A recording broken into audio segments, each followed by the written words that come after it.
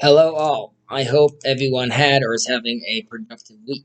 We are continuing with our weekly portion review, and this week we are in the portion of Vayakhel, which means to convene. Kahal is also a crowd, a group. So Moses convenes the people of Israel. We are still in the midst of the assembly of the tabernacle.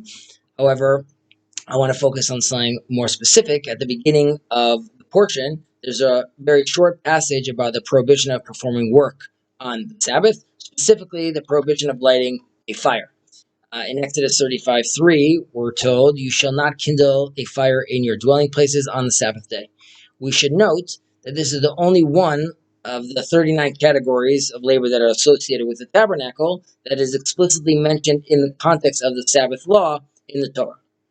Now, we should ask, why the focus on fire?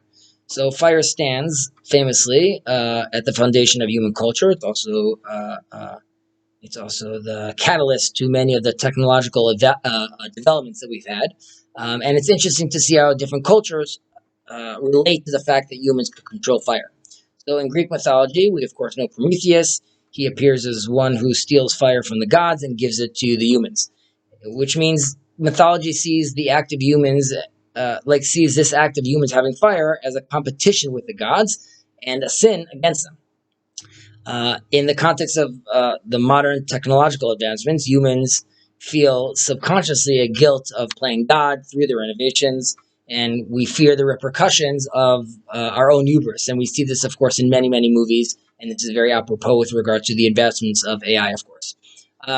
However, in Judaism, we have a different attitude towards fire, which is very different. The Midrash tells us a fascinating story about Adam, who is sitting in the darkness on Saturday night, and he starts crying because he thinks that with the arrival of darkness, the world is returning back to chaos, back to tohu vavohu. Suddenly, God extends him two stones and tells him to rub them together, and from them, fire emerges. Now, from this midrash, we learn two very interesting points. One is that we see a sympathy between God and man, between the creator and the created, and he's interested in the success of man. Secondly, we see that God is not giving us a burning torch, like the story of Prometheus, but rather he's giving us two stones, but he wants us to produce a fire with our own efforts. And in this way, we also see a partnership with God himself. Now, we could see that both in the temple and on Sabbath, there's a call for a partnership between man and God, not a competition with him. Now, this principle is also revealed to us through the expression in the text itself, in this portion, as the Lord commanded Moses.